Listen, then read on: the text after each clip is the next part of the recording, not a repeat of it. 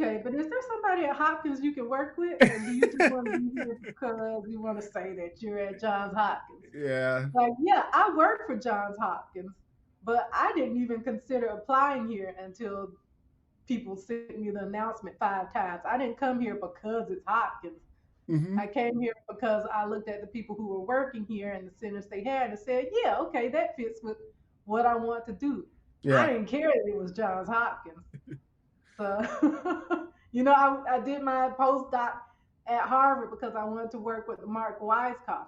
I didn't care that it was Harvard. I Yeah. definitely didn't like the fact that it was in Boston, but I wanted to work with Mark Weisskopf. Harvard, just it happened to be there.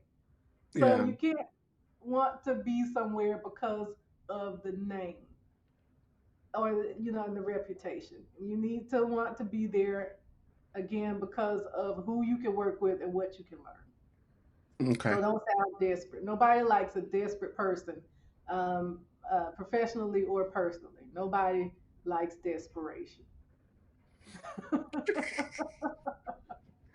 Okay.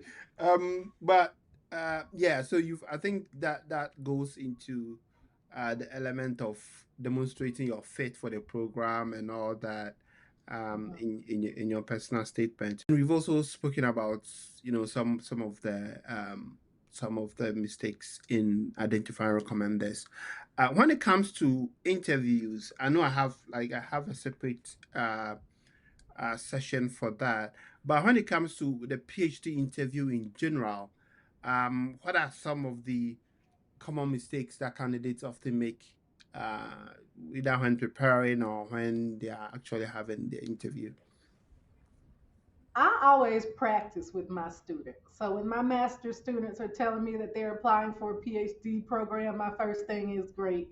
Let's schedule time to practice. Because a lot of students will speak too fast, they get nervous, and they start just rattling off information. If you ramble, and I don't know if this, well, actually, I do know. At a lot of schools, we have these set scripts of questions we need to ask you. And if you ramble for 20 minutes and I don't get to 3 of my questions because you rambled for 20 minutes, I'm not going to try to figure out how you would have answered those questions. I'm just going to bump you to the bottom of the pile. So don't ramble. Answer the question in a concise way, but also in an accurate and engaging way. And then at the end, if you want to go back and add stuff onto it after they've gotten through all of their questions, you're welcome to do that. So slow down, don't ramble. And when they say, do you have any questions for me? Don't say, oh no, I don't think I have anything. Come up with something. Don't, the answer is not, no, I don't have any questions.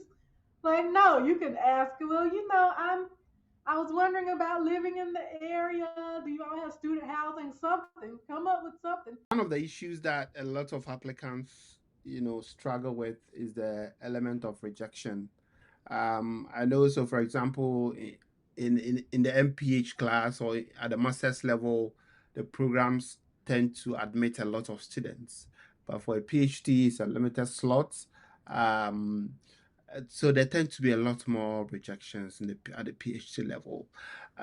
What advice would you give to those who apply and get rejections, or how can they receive rejections? Well. Well, I think in our field, rejection is just a part of it. But I just asked them to let me in on a probationary period to prove that You can, I yeah. do it. Yeah, and I did do it. I graduated at the top of my class, got to carry the flag in at graduation. So Hmm. you can't let rejection stop you. If there's the opportunity to try to learn something, you should. I always suggest when students don't get in to ask, well, what can I do better when I try this again next year? Promise of having a publication if you already have something in the works. Okay, okay. All right. I see it's 1:30. I want to let you go. What would be your final words, final advice to especially first time PhD applicants who are new to the game? Just get as much advice as you can from people who have done it before. If you can look at somebody else's application that was successful, we do the same thing with grant submissions. If I'm Yeah. submitting R01, I ask people if I can look at their previous R01s. So you're submitting an application, ask somebody if you can look at their application. Again, a successful application. It doesn't help you to look at an application that got rejected. Look at somebody who got in the program, so Yeah. you can see what they did and what worked for them. So that would be my biggest piece of advice: is don't just kind of fly off the handle and try to do it all willy nilly. Yeah. Yeah. See what worked for other people. Well, yeah. Well, thank you so much for your time. This has been an insightful conversation. Hopefully, our viewers would learn something different from this. Yeah, I'm looking forward to seeing you again in the fall. Except that you won't be TA in my class, but okay, Vanda. All right, we'll see you around. All right, see you around. Take care. Yep. Bye. Bye.